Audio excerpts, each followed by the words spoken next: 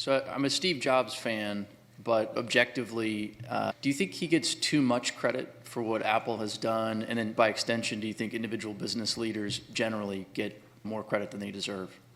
No, there probably are ways in which he gets too little credit. So there was all the stuff about Jobs where it was super hagiographic when he passed away in 2011, and you got the sense that there was going to be no more innovation that would come out of Apple now that Jobs was dead.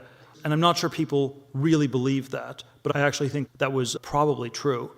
The founders of these companies, they're not divine beings. They're not omnipotent, omniscient, anything like that. And I think it's a mistake to ascribe divinity to them in any form.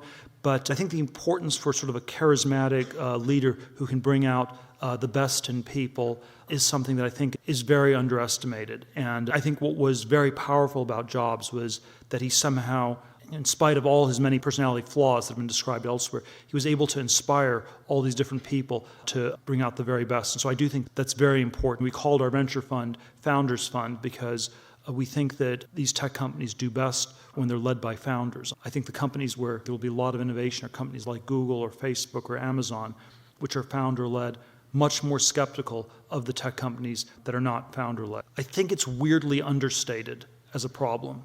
We don't typically draw up a list of tech companies where the founders are running them and tech companies where the founders are not running them, even though I would say that it's a first approximation that would tell you which ones you can expect to innovate in the future and which ones won't.